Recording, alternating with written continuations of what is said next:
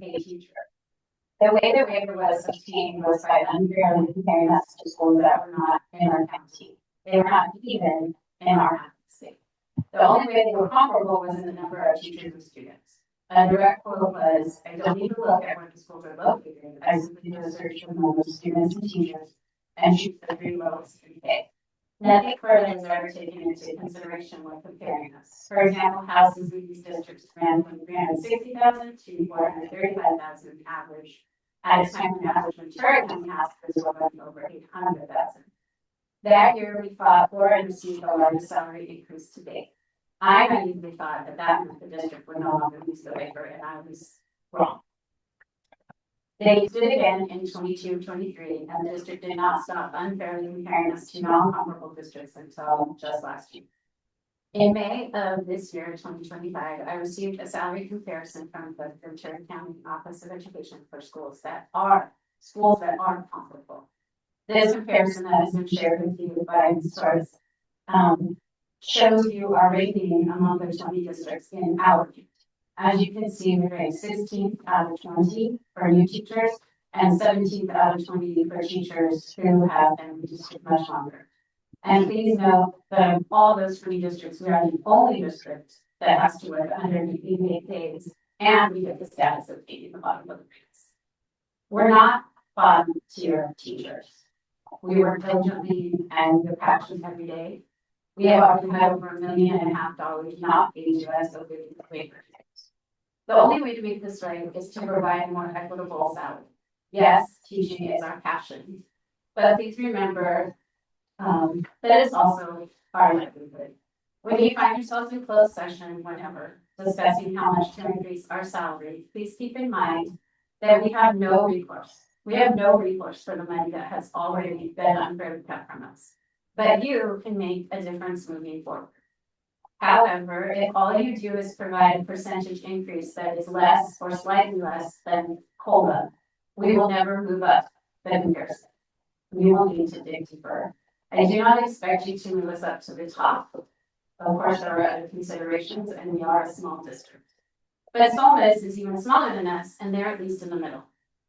All districts in the county are likely to settle between 1% to 2%.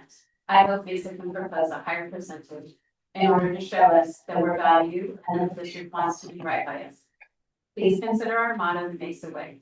Is it the Mesa Way to continually pay its dedicated teachers a comparably low salary, or can you put more money on the table to make a difference in the lives of your teachers? Thank you. All right, that's the only speaker card. Is that correct? Correct. With that,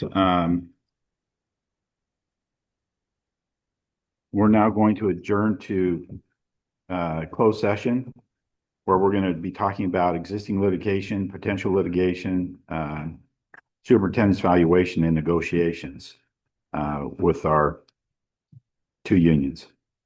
And that will relocate.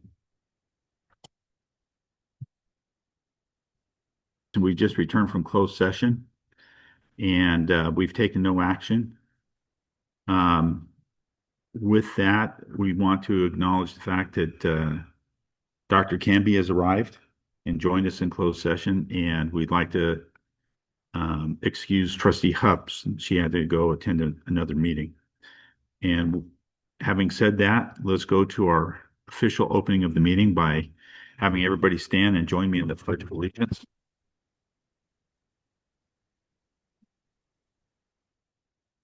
Hand over heart. Ready, begin. I pledge allegiance to the flag of the United States of America and to the republic for which it stands, one nation, under God, indivisible, with liberty and justice for all. Thank you. Okay. Due to the lengthiness of our meeting, for which we apologize, I failed to mention that we discussed potential litigation, existing litigation, negotiations.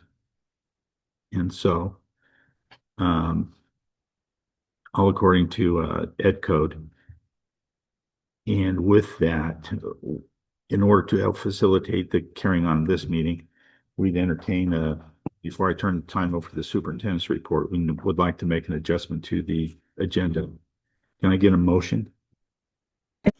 I'd like to postpone item 11A, which is the annual assessment data report review for the CAS testing until our next board meeting. So table 11A. Yes. I'll second that.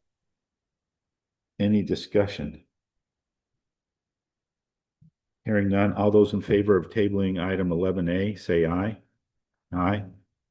That motion carries. And do we still have trustee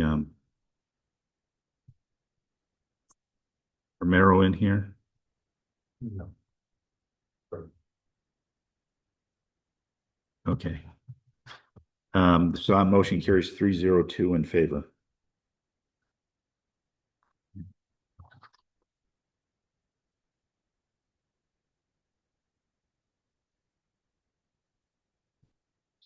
And sent it to Bill.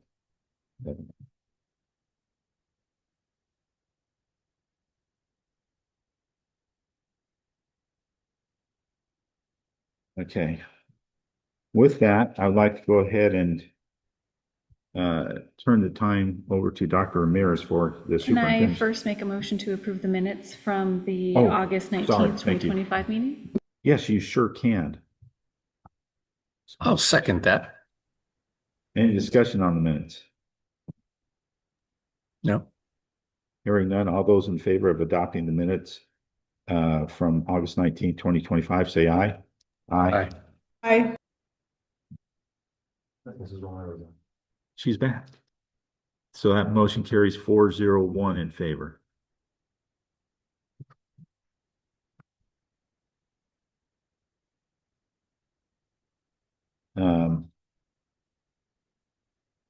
I guess thank you for bringing me back this audience to address the board.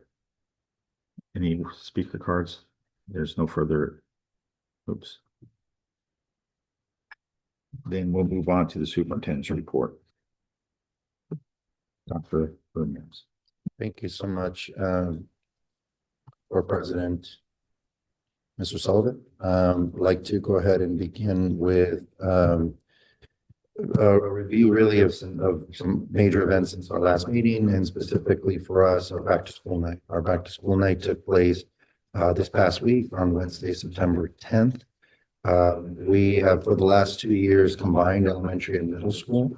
And this gave us a really wonderful opportunity to discuss with our families our initiatives, our educational initiatives, and to continue to solidify parent-family partnerships. Always appreciative of our staff, our certificated staff, first and foremost for creating a welcoming environment, really putting their best foot forward. Our classified staff were doing everything from the custodial work, grounds work, and so on. And of course, our PFO for the hospitality. We had a good turnout. We were able to accommodate some extra parking on the rear side of the facility. We anticipated that there would be a good turnout, and fortunately, it went rather well for us. There was a good amount of excitement. I'm really thankful for some of the initiatives that we've put forward. I have a few of them coming up in my report. Thankful to board members who were present, and just very appreciative of all the support that's gone on from the start of the year, but specifically in our back to school night.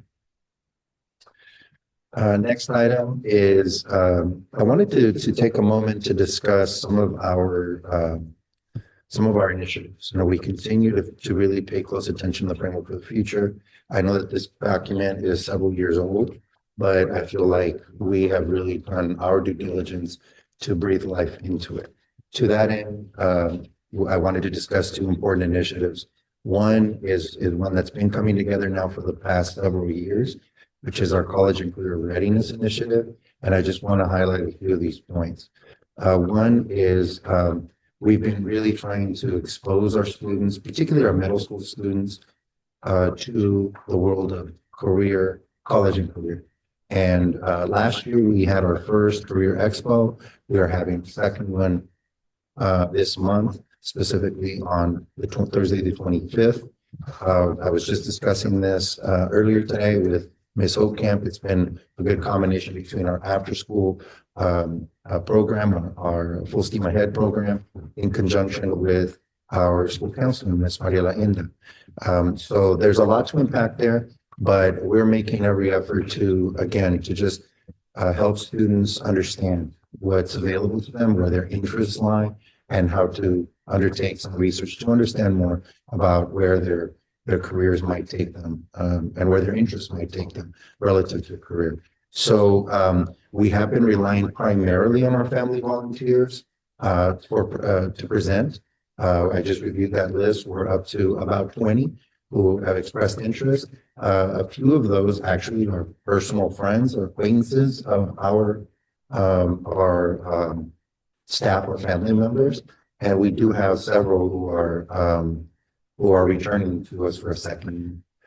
It's a good array, you know, and it requires a big commitment of time, energy based on and availability. But we're excited because it's an opportunity for our parents to show who they are and to provide an important perspective and resource. Alongside that, our students will be undertaking their own research project, as I mentioned, and a few select number of them will be presenting to their peers. So the logistics are coming together. We want to make this a real nice event, but more than anything else, a component of a broader picture of how we talk about the future with our students. To that end, I know that we have been working to formalize these partnerships with the college systems, CSUs, Cal State, UCs, and our local community colleges. I know that we are intending to sequence presentations with Ventura, Moorpark, and Oxnard colleges. We are inviting families to consider dual enrollment, whether it's now or for the future. So to be aware that is a set of programming that is available to them. And we're doing it through the students. In years past, last year, and now we're planning on doing it once again this year. Whenever a community college, for example, comes and presents, there's presentations that they leave behind with students. We send those out via Parent Square to our families as well, so that they are tracking alongside. And believe it or not, as I think I've mentioned before, we have had several of our students in the last 2 years participate in dual enrollment, starting to get introductory level courses in our local community colleges. Beyond that, we want to also expose our students to the UC CSU system, and we're forging, we've had a more longstanding partnership with UCSB, but we're also trying to forge further inroads with Cal State Challenge here locally. That could also be a wonderful opportunity for our students. We are also looking at onboarding, and we're still trying to define whether this is going to be a good fit for us. California, the state has put forward a platform called California Colleges. They have within that modules that can be paced out for middle school students. And we're looking to see if that's something that we can make viable for our students in a way that makes sense. I will represent one last thing, and it's only preliminary, but I'm hoping it to take off. I want to introduce the PSAT to our students as early. There is a middle school equivalent, an 8-9 equivalent, and so I'm already establishing some preliminary conversations with the College Board, because that is something that oftentimes serves as a gateway for future college admissions. But we want to have that conversation early and often with our students and our families, so that they understand what lies ahead. So my appreciation to Ms. Inda, who is our school counselor, who has made this a real area of focus for her the last couple of years, this year, building on the last. Beyond that, we are focusing a great deal on how to implement our framework for the future. And a big component of that is what we're calling the Success by Numbers initiative. The intent behind this is to fortify our school family partnership and to make, to really put some numbers behind some important components of our learning, and to extend learning beyond the classroom. These are things that are not necessarily new, but we are looking to commit and really quantify some of these areas of focus. So let's start with attendance. Our goal is to reach 97%. So that we've been advertising it as 7 absences or less for the year. And we're trying to add those numbers, right? So that they become sticky in the minds of our students and our families. We are talking very deliberately about essential skills, identifying the big 5 essential skills by grade. We know that our students require more support and greater extension of learning. And we need to just continue to build on that with our families. Specifically, the intent is to narrow the focus so that families have a clear understanding of where they can support learning, and those that already are certainly can feel validated. Those that would benefit from that clarity, have it in a greater way. We do need to develop fluency and automaticity and foundational skills. What does that mean? It means that we need to be able to have our students have a real clarity about everything from math to literacy. On that point of reading, we've always had an independent reading program that goes back well over a decade here with our accelerated reader program, which we still utilize here. We are building on a Mesa Reads campaign, promoting literacy, critical thinking, and idea development, to name a few. And we're going to look at attaching events and rewards to this. But we are establishing and putting a line in the sand around annual goals for books read. We're leaving it very open for grade levels and teachers to have some choice in that, especially this year as we bring it together. But we are looking at grade 3 at 20 books, grades 4 and 5 at 30, and grade 6 through 8 at 40. Now, that is the standard. That's what we hope to, or we expect. I shouldn't say hope, we expect to have as a standard for us now and moving forward. And our goal is to capitalize on what we already have and really come together under one umbrella. The final point that I'll make with reading is an event that's coming up here shortly. We are planning to have a school-wide picnic of sorts, but a read together out there in here on the site. It's going to be a great opportunity to bolster big buddies, little buddies, to really get into the spirit of just reading together and doing an activity all at once. So more to come on that, but I just wanted to share this preliminary areas of focus for us as we start off the year. Moving over to facilities, there's a lot that we've done over the last several years, but I just want to focus intently on our path to electrification, because you'll see this item later in the agenda. I have been really, for the last 6 months or so, solidly in negotiations with Nuvve, and it has resulted in a full discount of $106,500 for 2 60 kW electric chargers. So in essence, what this means is that the district purchased 2. I think the board is aware of some of the challenges that existed months ago with those 2. I just want to clarify that those 2 original 2 that the district purchased have been commissioned, are in active use now. But because of some of those delays and some of the issues that happened with their manufacturer, I really pushed for there to be the delivery of 2 additional. And so those were, as the board is aware, part of a phase 2 of that plan. All in, though, that adds to our assets as a district and puts us in a wonderful position where we now have 4 what are considered level 3 chargers that are important for our present and our future plans for expansion of our electric fleet.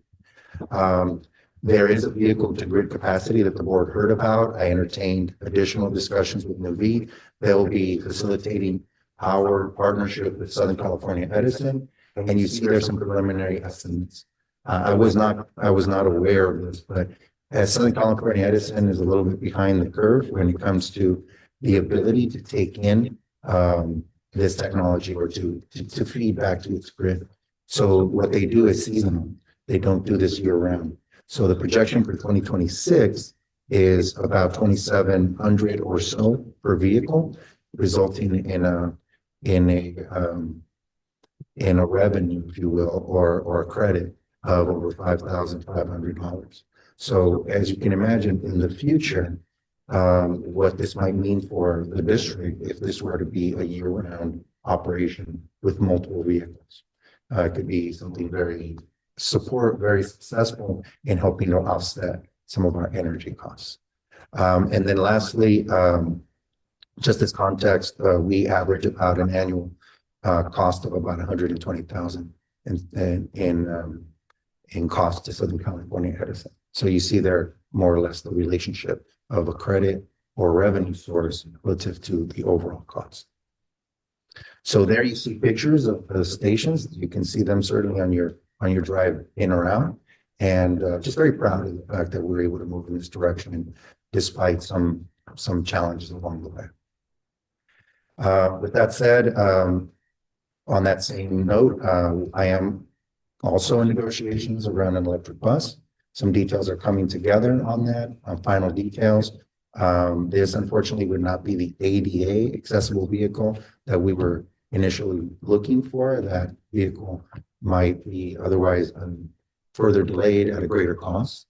So I am reworking the original grant proposal with BYD to be able to secure a vehicle and find another way or another method by which to secure an ADA accessible vehicle. And you see there a picture of what promises to be the second vehicle, and that would be bus 7. So that's should be coming together here very shortly. Attendance, moving on to attendance, we had a good start to the year. You see the percentage there, slightly over 98%.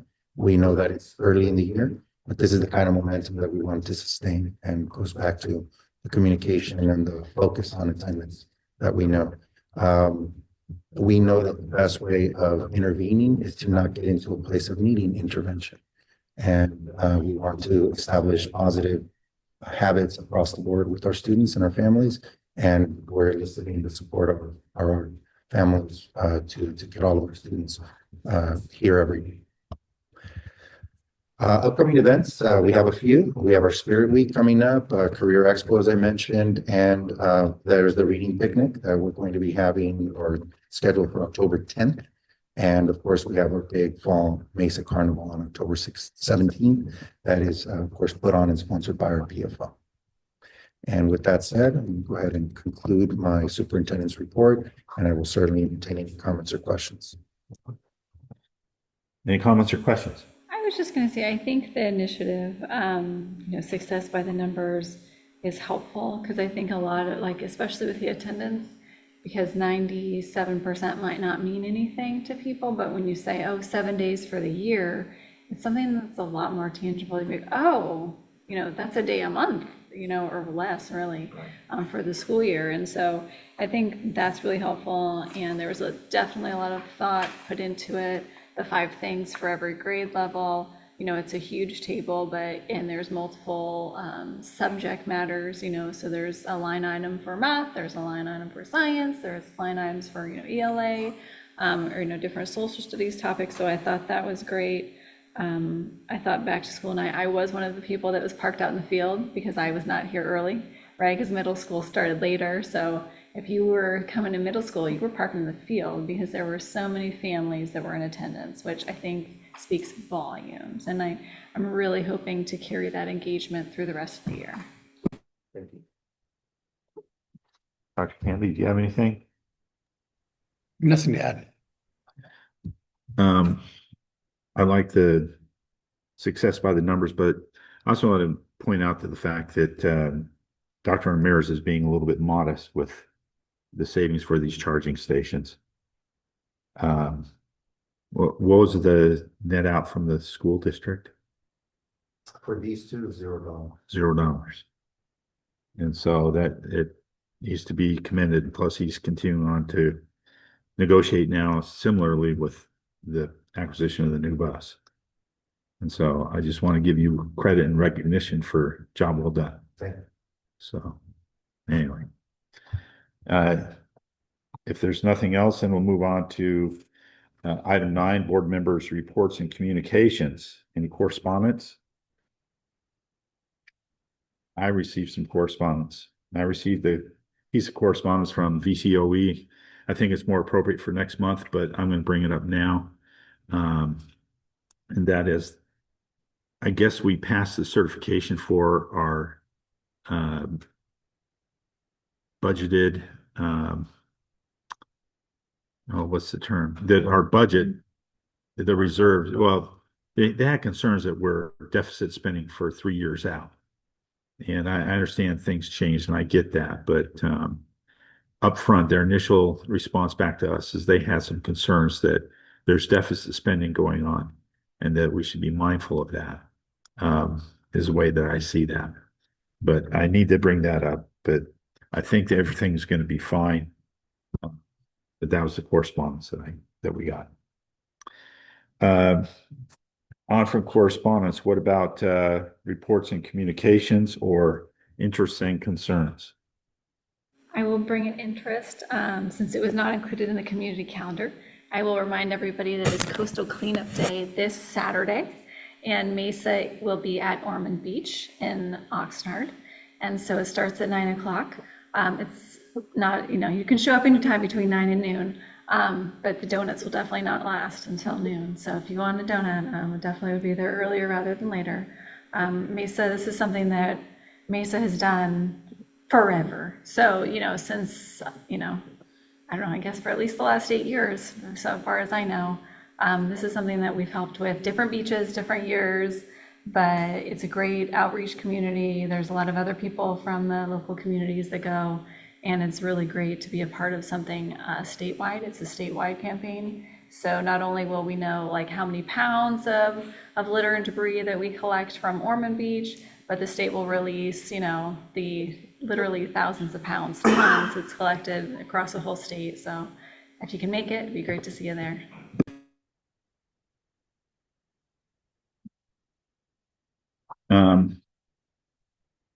I had a couple of things that I wanted to bring up. The first one is significant, but if you ever watched the movie Caddyshack, Bill Murray had his nemesis, which was the gopher. Mine is the ground squirrel.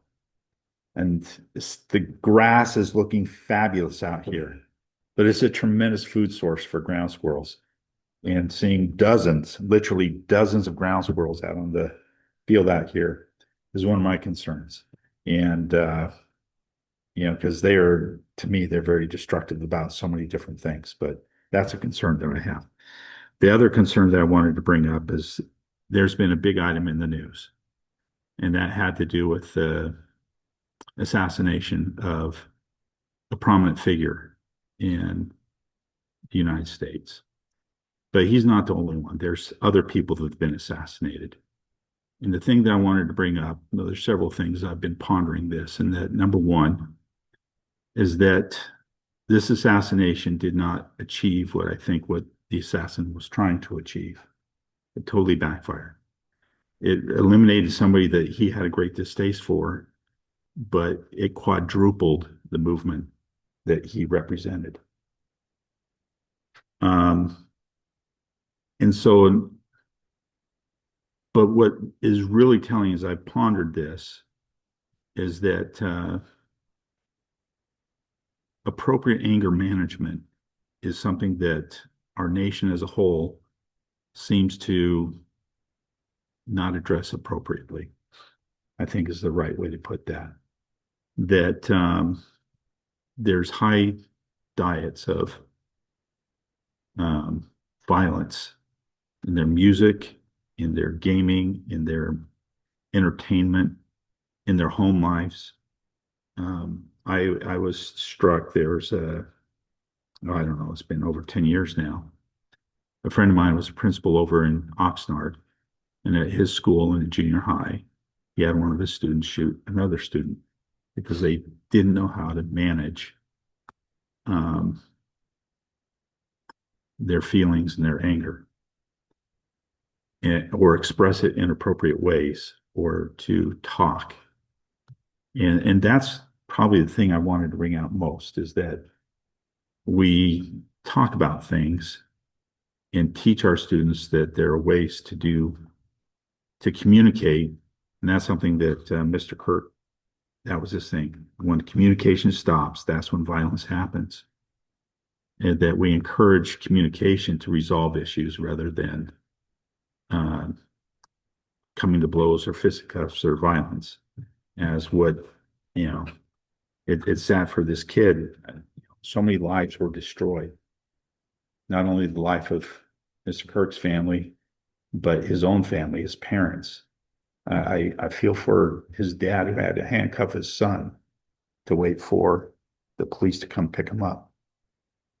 And his brothers and his parents are going to have to deal with that throughout the remainder of their lives because he did something.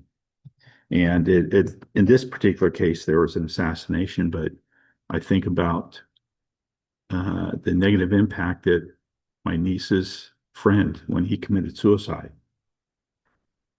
that we need to learn how to, as a society, learn how to manage our feelings and anger and to not be afraid to talk. And that's how we truly get help. And so I wanted to bring that up here so that our staff here was aware of that, because we have a very sensitive age group where they're transitioning at a critical point in their life that they don't need to know what our politics are. That's irrelevant. They shouldn't know our politics, but they should know that they're in a safe space and that this is a space where they can get help, and that they can be taught how to manage conflict in their lives. And so with that, I'll just bring that to a close. Moving on. Consent agenda. Can I get a motion for the consent agenda? I so move. Second? Second. Anything that needs to be discussed on the consent agenda? Hearing nothing. All those in favor of adopting the consent agenda as it's presented, say aye. Aye. Any opposed, say nay. That motion carries 401 in favor. Ms. Romero, I just looked up, I owe you an apology. Did you have anything that you wanted to say? No, I'm good. Thank you so much. Okay. That's a consent agenda. Item 12, we have a public hearing. 11B, oh, sorry, thank you. 11B, Golden Valley Charter unaudited actuals. Dr. Ramirez, you have anything you'd like to talk about that? Only that Golden Valley continues to be in a very healthy position. That said, there are some charter laws that are looking like they will pass and be supported by the state legislature that they're very concerned about in terms of particularly non-classroom based charters. So that's something that continues to be on their radar. But in terms of their unaudited actuals, their enrollment in the moment and currently, they have increased enrollment. They have very healthy reserve, as you can see from the unaudited actuals, and they appear to be otherwise in a good fiscal position. Okay. Any questions? Item C, receive the initial proposal of the Mesa Union School District to the Mesa Union Teachers Association for the 25-26 school year. We're just sunshining that we received it. And so we've received that and they received it's been mutual. Yes, we have exchanged sunshine articles and you see the district's response to our certificated marketing unit. And so it's moving forward. We've done the legal things to make it move forward. Okay, number 12, public hearing, sufficiency of textbooks The purpose of the public hearing is for the board to make a determination by resolution 25-26-02 as to whether each pupil in the district has sufficient instructional materials in reading, language arts, mathematics, science, and history, social science that are consistent with the content and cycles of the curriculum frameworks. The hearing is now open at 8:08.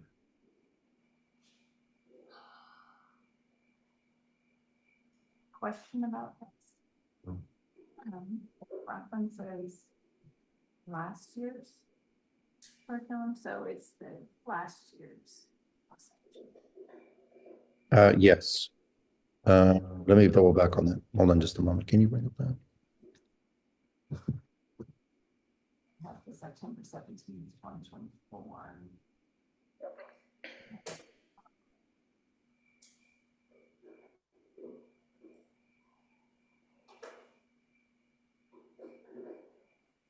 No, that appears to be a mistake on our part. So it should be for this year. It's for the 25-26 school year. So that should read September. So if I could 16. propose an amendment to that of September 16, 2025, because it's intended to declare that we are sufficient on materials So for right this now, current school year. my such motion. Yes. It also references illustrative mathematics and science for middle school. It has older dates than I was expecting to see based on our newer curriculum. So if it is for this year, because it talks about illustrative math 2021 and 2019 editions. And then science has 2015 edition.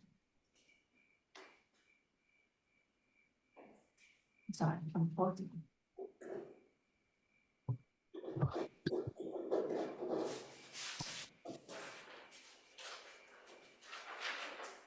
That's why I was confused. Yeah, you're So correct last on year that. we You're had correct on older that. stuff, That and we got 60, newer the stuff. K5 is accurate, but the 6-8 is not. So I will have to bring this one back on that correction because that should be the updated curriculum that we have. Yeah. All of the others are accurate and consistent with our latest adoptions, with the exception of the science 6-8.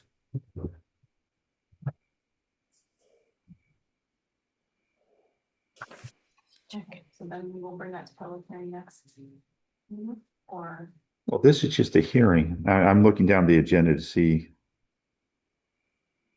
where it might be. Again, limit. Have the resolution that they're sufficient Um, textbook and materials, which would make.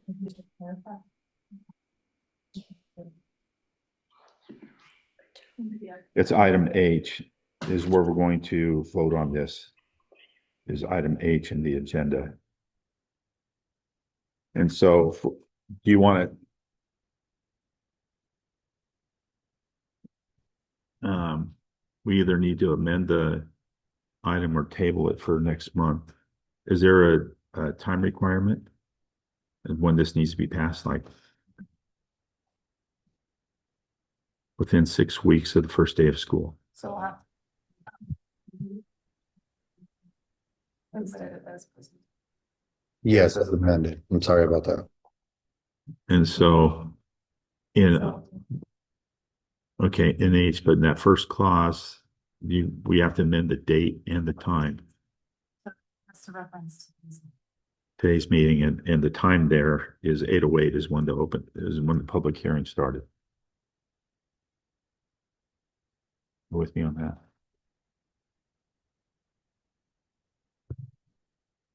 And then the date for the illustrative mathematics needs to be updated to when? Meaning 6 through 8? Sure.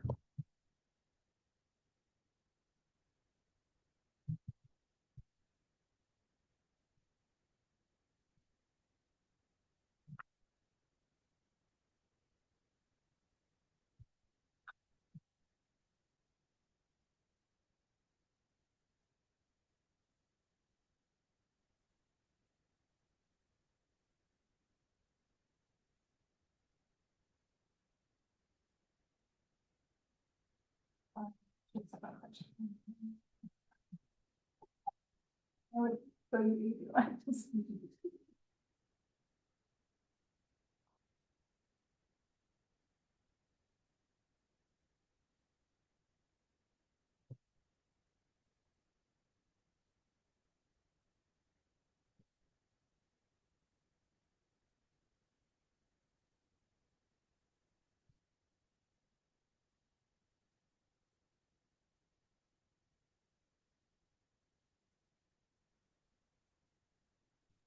Okay, so it's the SEPA Lab Aids 2022. And that's for middle school, 6 through 8. That would be the only change to the curriculum materials. Apologize for that. For science, 6 through, Correct. because the Western math is changing this year. It will change something like Western. No, let's redo math.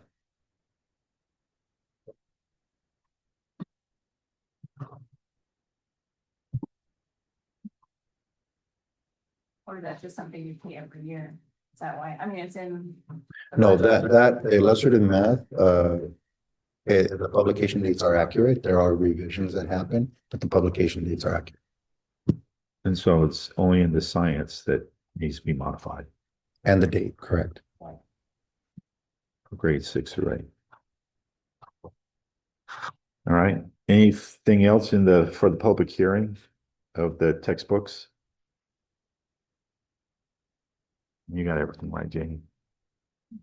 Okay. Then we'll close the public hearing at 8:15. And move on to item B, the initial proposal from the Mason Union Teachers Association to the Mason Union School District in public comment. Is that also a hearing? That's public hearing. So that one's going to open up at 8:15.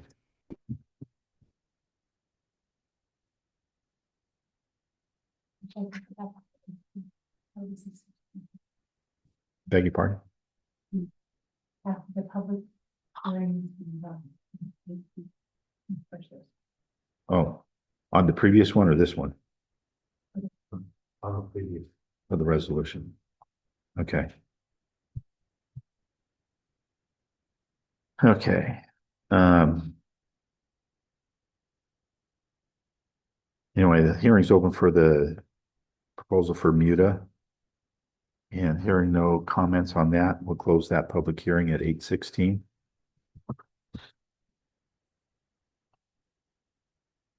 Item C, proposal from MUST, the Mason Union Support Team to Mason Union School District. The public hearing is now open at 8:16. Any comments on that?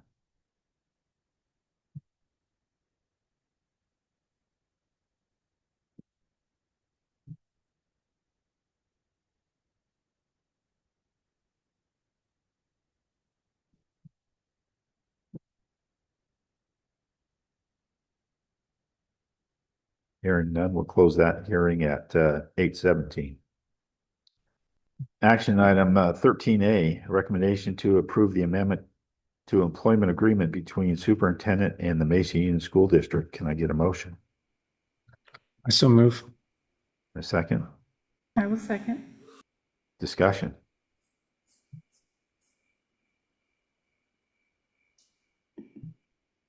I will just say that, I think it's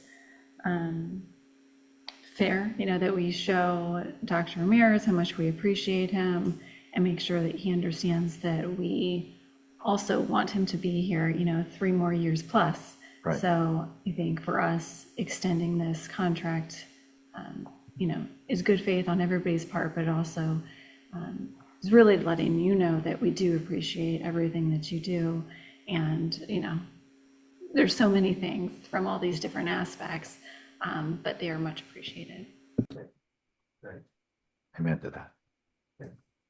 Anything further? Hearing none, wait, get back over here.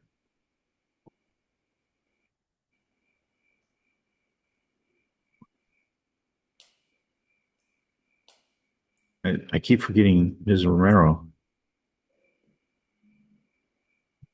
see if there's anything that she wanted. She's gone.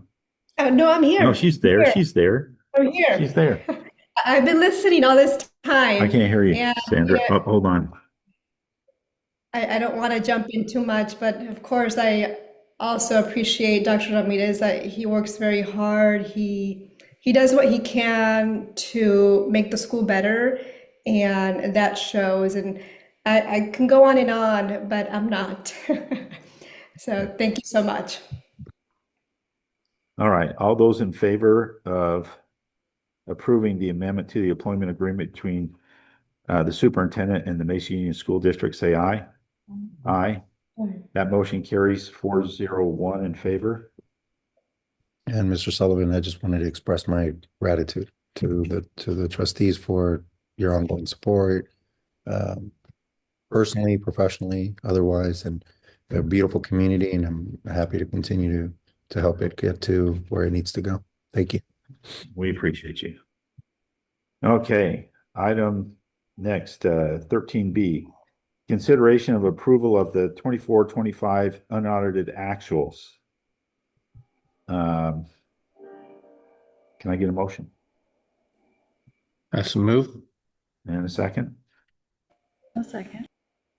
And actuals presentation, some tells me, Ms. Tammy, you'd like to talk. Yes, good evening, members of the board. It's my pleasure to present the unaudited actuals for fiscal year 24-25. It's nice to now only be working in one fiscal year. Throughout the months of June, July, August, and a portion of September, we're actually working in 2 fiscal years.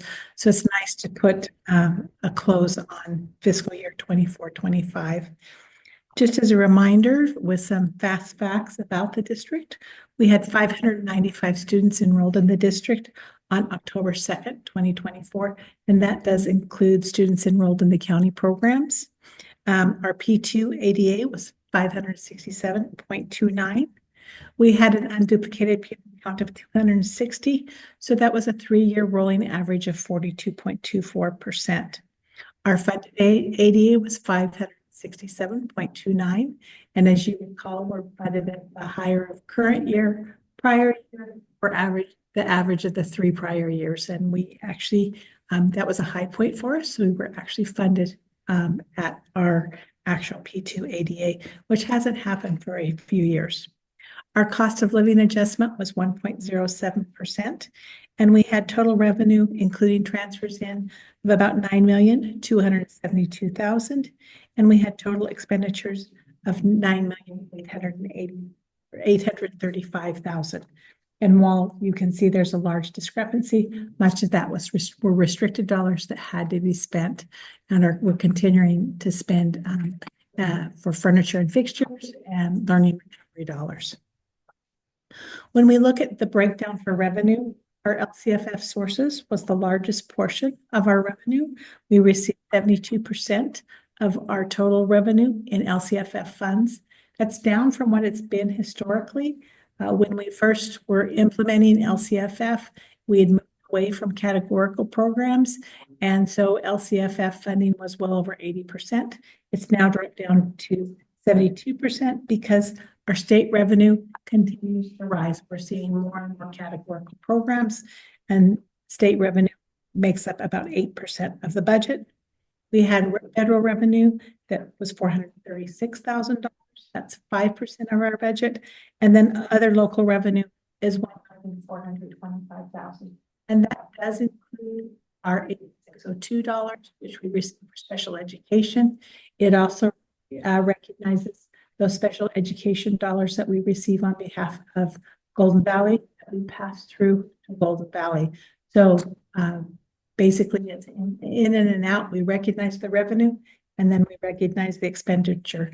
And as Dr. Ramirez mentioned, they are continuing to grow, and so we're seeing those dollars grow as well. When we look at our total expenditures, salary and benefits made up about 67% of the budget, which is a little bit higher than the other smalls. SOMAS's budget was about 65%, as was Briggs. So Mesa being the largest of the smalls, we actually saw 67% of our budget being allocated for salaries and benefits. When we look at books and supplies, we spent $436,000, which was 4% of the budget. For services and other operating expenditures, it was almost 1.5 million. Those are our utilities, any of the agreements we have. And last year we did contract for psychological services. So that's included in that, as well as additional services that we received from VCOE on behalf of some of our special education students. We had capital outlay of almost $80,000. And that was predominantly focused on the cafeteria improvements. And that was money that we received. It's one of those restricted grants that I mentioned that we had to spend. And so we invested about $80,000 in capital outlay for those improvements. And then we got other outgo of $1,036,000. And again, a large portion of that are monies that we're passing through to Golden Valley, but also large amounts that we're paying to other programs such as Pleasant Valley and VCOE for some of our special education students. And then we saw transfers out of the general fund of about $200,000. Those monies were transferred to our deferred maintenance fund to help offset some of the costs incurred in that fund. When we look at our general fund spending balance, actually deficit spending on the unrestricted side of $154,000. We'd actually projected $238,000 in deficit spending at budget adoption. So we had savings of about $84,000, which helped us on the unrestricted side. When we look at our restricted funds, we had deficit spending, as I mentioned, of about $408,000. So that's where the bulk of the deficit spending did occur. And those were grants that did need to be spent. When we look at our reserve, we have a 4% statutory reserve, and then we also have a 1% for local reserve. So almost $490,000 for those reserves for economic uncertainties, leaving us an unassigned, unappropriated amount of about $532,000. When we look at the restricted funds that are remaining, we have $168,000 in our expanded learning opportunities program. And we actually saw an increase at the last minute in June for those funds, which will help offset some of the deficit spending that we're projecting in the out years. So that's helpful. We have restricted lottery funds of about $86,000. We have some carryover in our mental health related services, and those are restricted funds to be only used for mental health services. And then special education early intervention preschool grant, we had carryover of about $10,000. And then in the art, music, and instructional materials discretionary block grant, we still have about $201,000 remaining, although we did spend some of that over the summer as we continue to furnish some of the classrooms. In Resource 7032, which is the kitchen infrastructure and training funds grant, at June 30th, we had approximately $120,000. But as you know, we continue to work on the kitchen project in July and August. So we'll see those amounts spent down in the current year. And then last year we received a grant for literacy screening professional development of about $3,239. And that goes along with some of the new statutory requirements as it relates to literacy screening. And then student activity fund, there's approximately $5,491,000. And then our other locally restricted funds grew to about $85,000. We did receive the final check from the foundation, which has been set aside to be utilized to offset some of our continuing costs in supporting the music program, the band program for musical instruments. When we compare the 24-25 school year to 23-24, we actually saw LCFF grow slightly above COLA, and that's because of the growth that we saw last year. Federal revenue also grew slightly by about 6%, and that's because of the growth predominantly in the IDEA, which is a federal grant that we receive for special education services. And again, we receive money through IDEA for Golden Valley as well, and then that's passed back through to Golden Valley. And then other state revenue was down slightly from $749,000 to $716,000. And then other local revenues were up slightly. And again, that's predominantly due to the special ed monies that we do receive for AB 602. And then we did receive a one-time allocation for workers' compensation because that program performed so well. The board declared a dividend, which was sent out to all of the school districts that participate in the workers' comp program in Ventura County. Certificated salaries were down slightly. As you recall, in 23-24, we did have 2 retirees. And so we captured some savings in the 24-25 fiscal year. So that's down slightly. Classified salaries are up by about 2%. And that's predominantly First Steps. When we look at budgeting for both certificated and classified, we normally use a 2% amount year over year for the increases. And then employee benefits grew by about 5%. And that was due to the rising costs of healthcare. We have a cost share.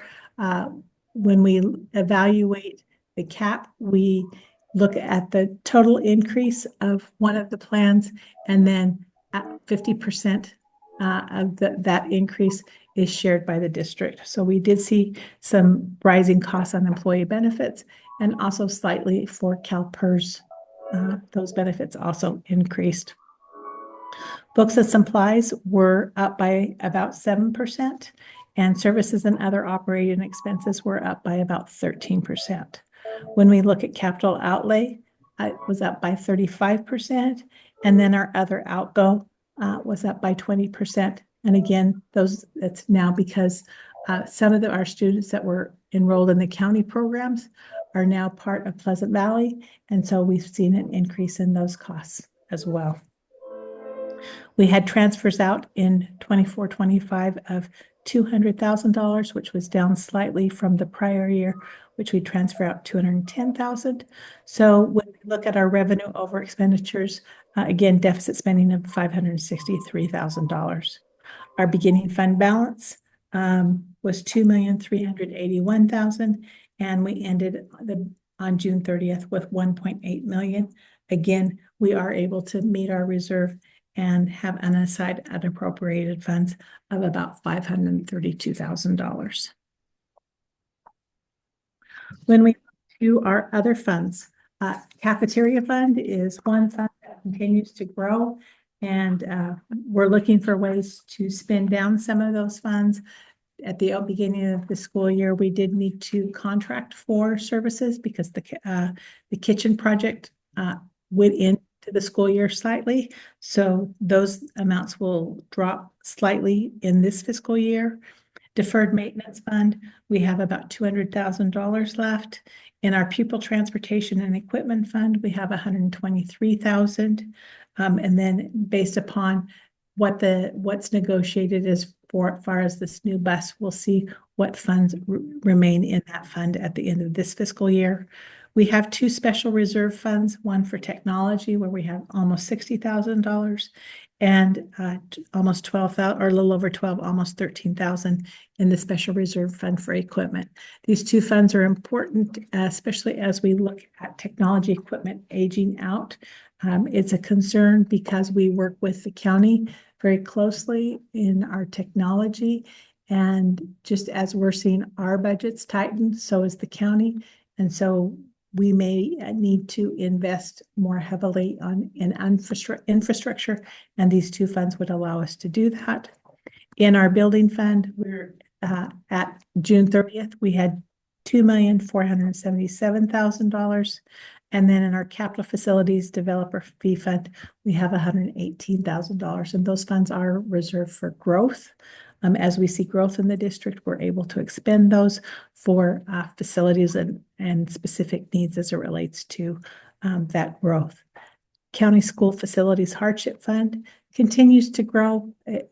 We have just left it there. It can be transferred into another fund for facilities needs. That we have $63,000 there. And then in our bond interest and redemption funds, those three funds have been established for debt service on our bonds. And so we have about 1.2, almost 1.2.5 million in those funds, but those are restricted and can only be used for that debt service. So all told, we have 6.8 million, almost $6.9 million at June 30th. Are there any questions regarding the budget? I guess actually, it's no longer a budget. This is fact. Yes. This is fact. It's the Change only the point in fact. time when we speak fact. No questions? Hearing none. All those in favor of approving the 2024-2025 unaudited actuals, say aye.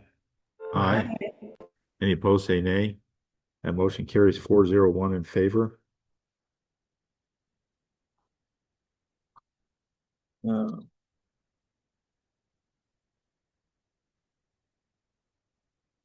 13C, consideration of adoption of resolution 25-26-01, the GAN limit. Can I get a motion? So move.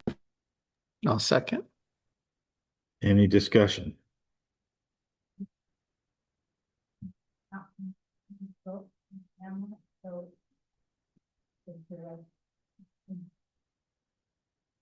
Okay. Any other discussion? Hearing none. All those in favor of adopting the resolution 25-26-01 GAN limit, say aye. Aye. Any Aye. opposed, say nay. That motion carries 401 in favor.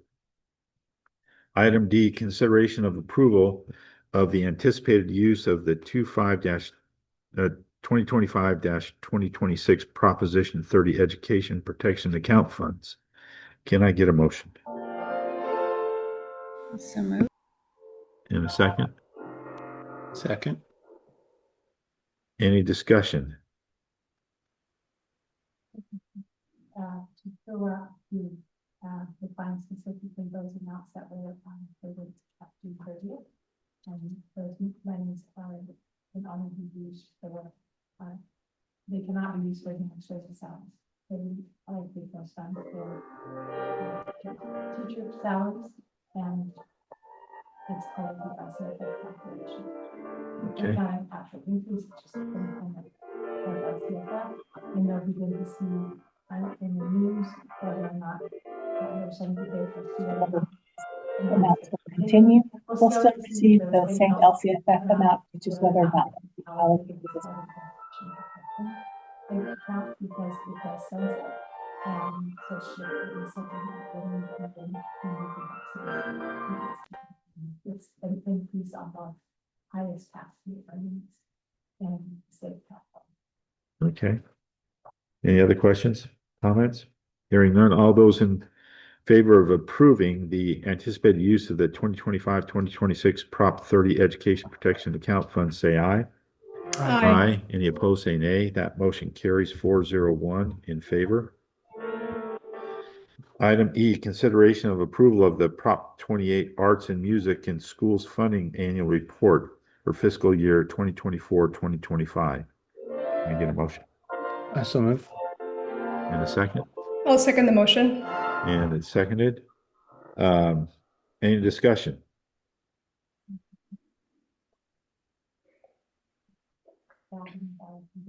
There's a requirement of this particular proposition, which is 1%.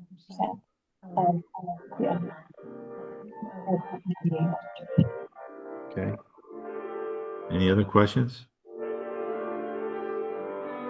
Hearing none. All those in favor of approving the Prop 28 Arts and Music in Schools Funding Annual Report for fiscal year 2024-2025, say aye. Aye. Aye. Any opposed, say nay. That motion carries 401 in favor. Item F, consideration of approval of the new V replacement for the previously purchased BW/RES chargers. Can I get a motion? So I'll make a moved. motion. And a second? I'll second. Any discussion? That this is very exciting news. This is us getting a discount and credit of $106,000. So 620. kudos to Dr. Ramirez, but also, Orlando, like the whole crew and team for following and chasing this down. All right. Anything further? Hearing none. All those in favor of approving the Nuvve replacement for the previously purchased BW/RES chargers, say aye. Aye. Any opposed, say nay. That motion carries 401 in favor.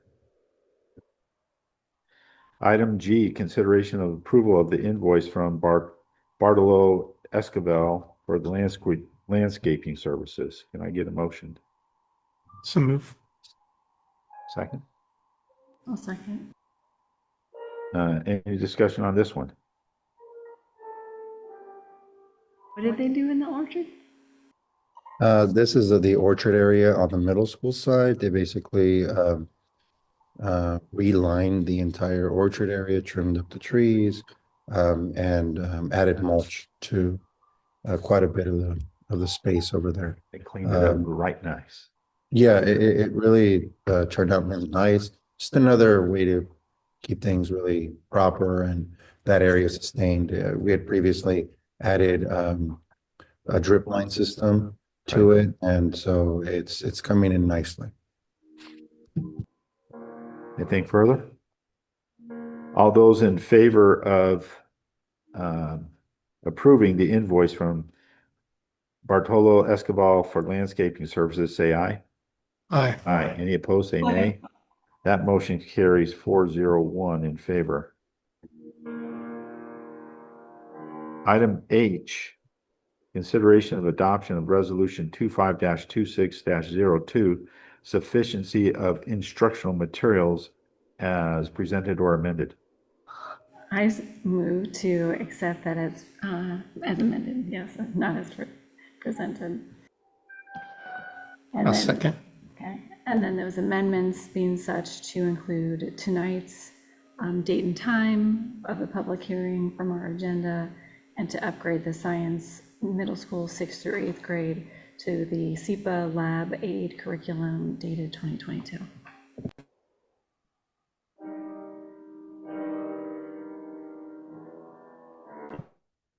You got all that? You got the changes that need to be made? This falls to your shoulders, right? Anything further?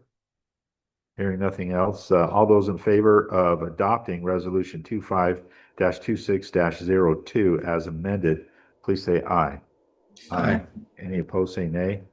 That motion carries 401 in favor. Item I, consideration of adoption of the June 2025 board policy revisions for the outlined sections. Can I get a motion? So move. In a second?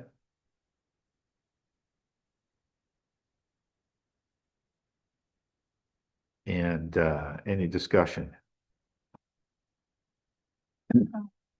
Yeah, that's what I was going to ask. Options. District and school websites and Well, 1113.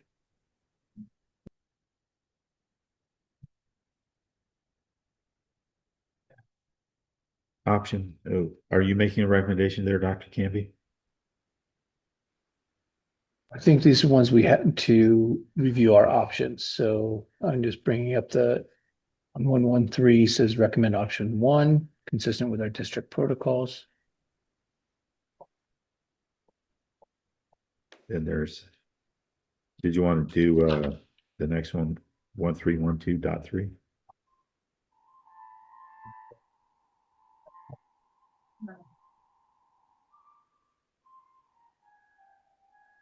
I think number 1 is consistent with what we've already.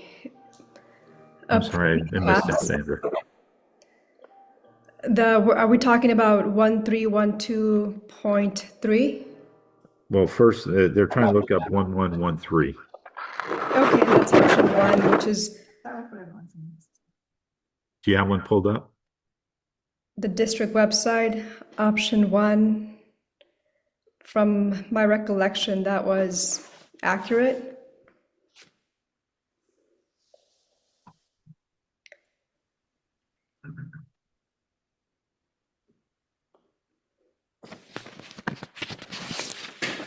Option 1 is consistent. Is somebody recommending option 1? I think Jamie's trying to look it up to confirm that that's the one we want. And exhibit 1113.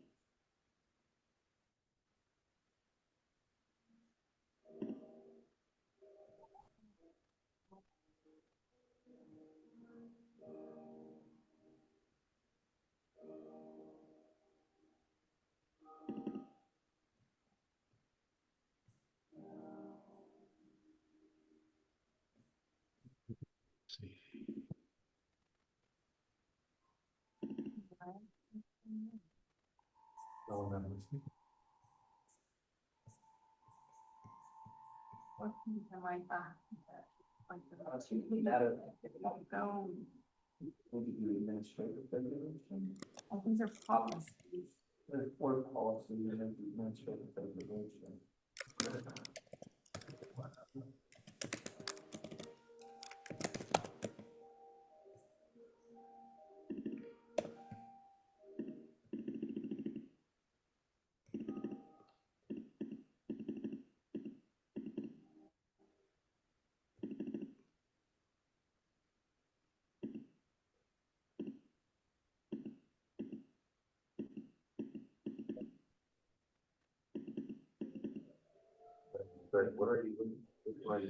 They're looking for board policy 1113.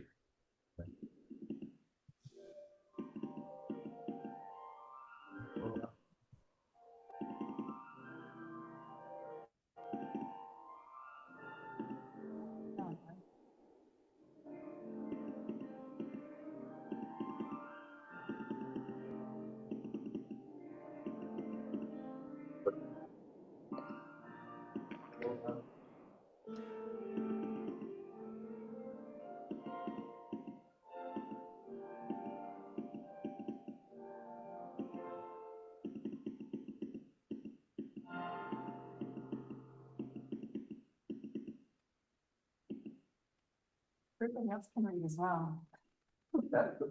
We're all looking.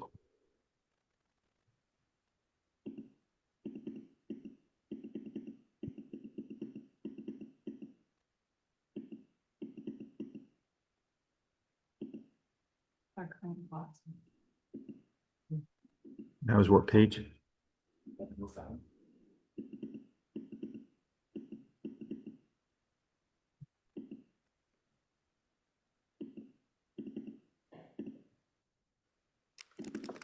Option 1. Photographs released. End of option 1.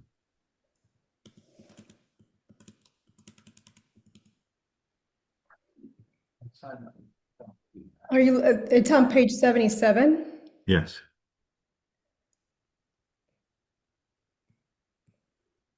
Option 1 says it will publish photographs of directory information. It would generally not be harmful or an invasion of privacy if disclosed. Excuse me, right, not release, photograph, which we do every year when we come in backup. But that's consistent with our policy. And so option one says that we're automatically do it unless they opt out versus everybody's opted out.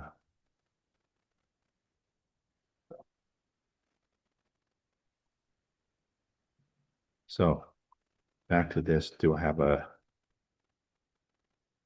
recommendation that we're going to use option one?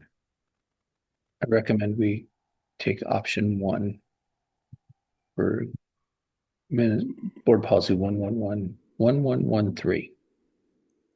Okay. Is everybody in agreement with option one for 1113? Yes, I'm a yes. How about you, Ms. Romero? Yes. Okay. So 1113 option one. 1312.3.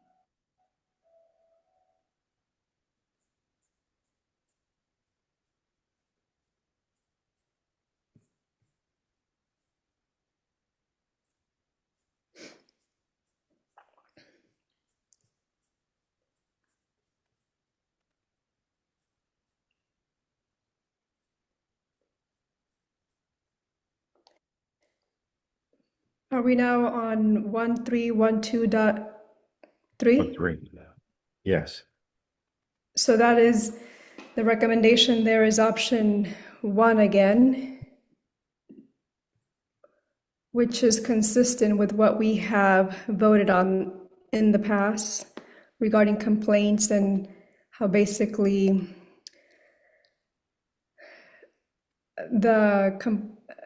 Dr. Ramirez in this case would be the person to prepare the investigation report, and that would be final rather than having the person who's complaining the opportunity to appeal to the board, and for us to then having to hear that and go through that process. Is everybody in agreement for option one?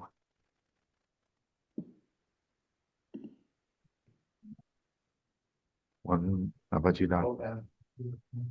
Yeah, just as you're finding the content, this was a recommendation that I actually made to the board back in 2021.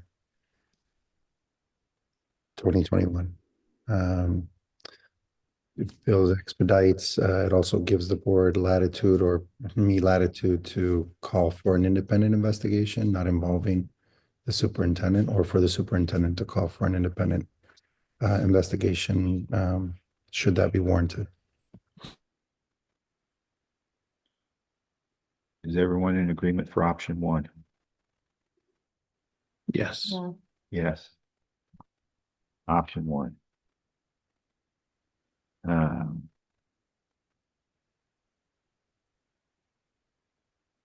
there any others that have options in here? The last one, 0450. Comprehensive safety plan?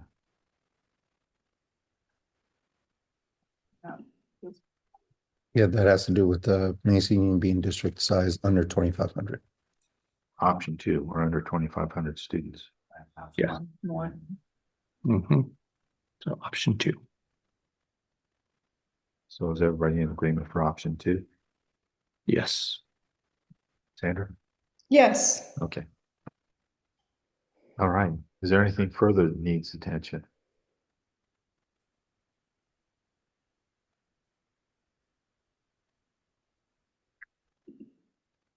Like I remember you said earlier, like Golden Valley was saying about there's different charter school oversights. Is that what you're thinking? Can you ask the question one more time? When we were discussing, going back to the actuals, you brought up the staying on top of.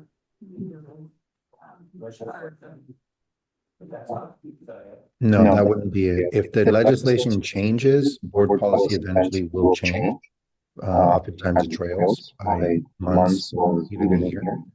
But no, what I was alluding to is legislation that's likely to pass that changes some of their funding model when it comes to, because they are non-classroom based charter.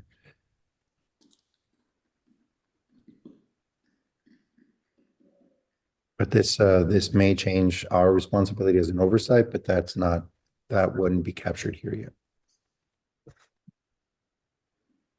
Is there anything further? Hearing none. All those in favor of adopting the June 2025 board policy revisions with the selected options as we specified, say aye. Aye. Aye. Any opposed, say nay. That motion carries 401 in favor.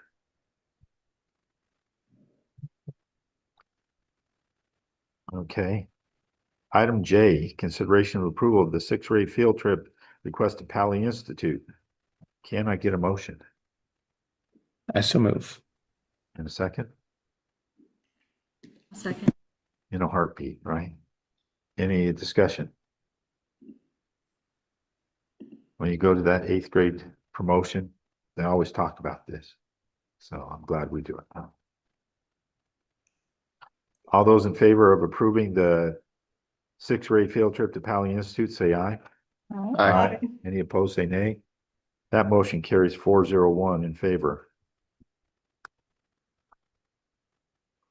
Item K, consideration of approval of the second grade field trip to Moore Park Learning Zoo. Can I get a motion? I so move. In a second? Any discussion? I guess I should have asked how they were being paid, but this one is PFO, correct? Yes, that's correct.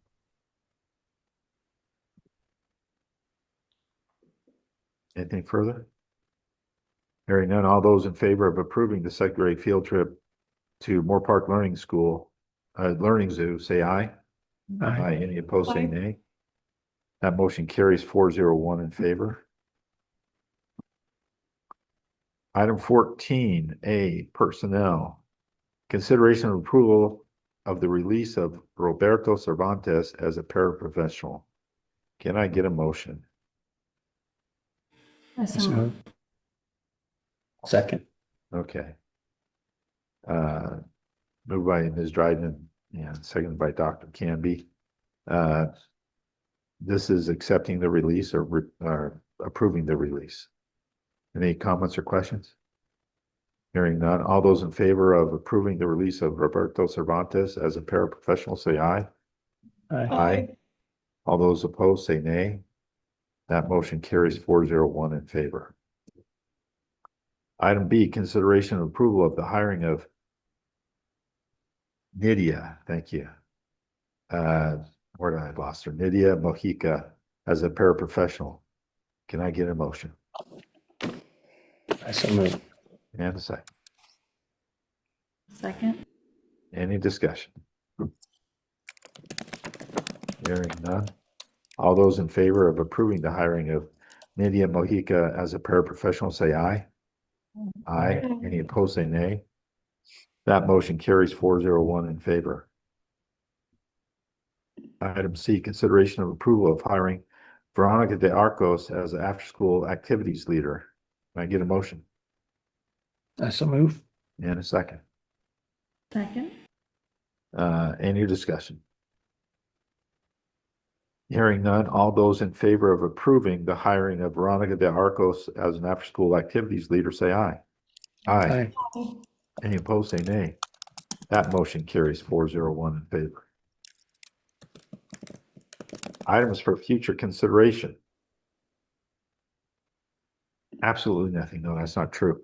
We tabled the CAPS report. which was item H. The annual assessment of data report, CAS. Yeah.